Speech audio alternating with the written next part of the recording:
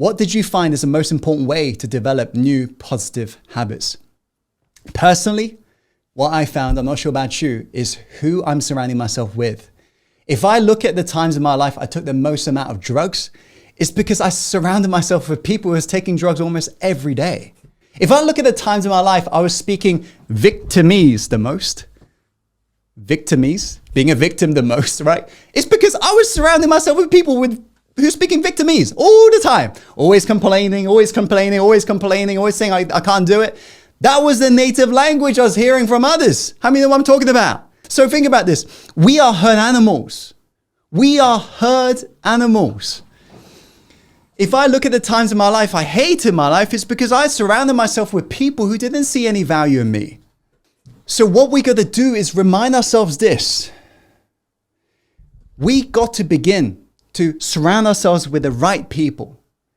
I had to go online because everyone offline for me was pretty negative still, and they weren't willing to change. So I had to go online into different forums, into different Facebook groups, anything to just find some people who think a little bit more like me. The fastest way to get to your destination is to surround yourself with people who are trying to get to the same destination. There are people around the world who've actually gone through what you're going through and trying to at least get themselves out. That's who we want to surround ourselves with. But I tell you, we never do this. We never, ever, ever venture on this sort of journey. Why?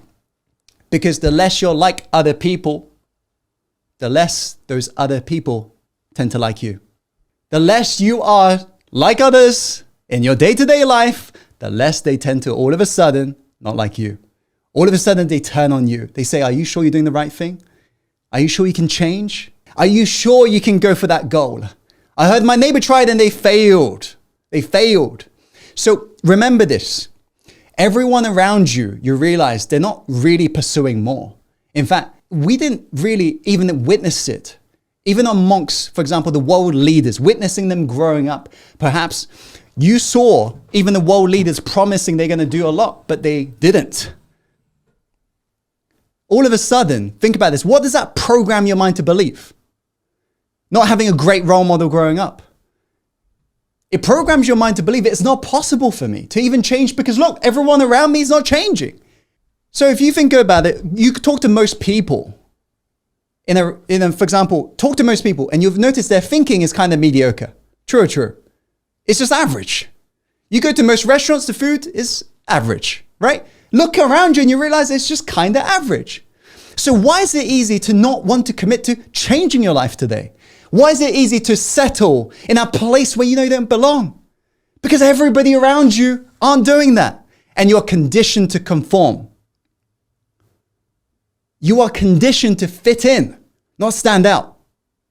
Think about this even in school. If you got given an exam and if you did anything that's outside of the rule, you got an F. You have just failed because you're trying to express creativity and freedom.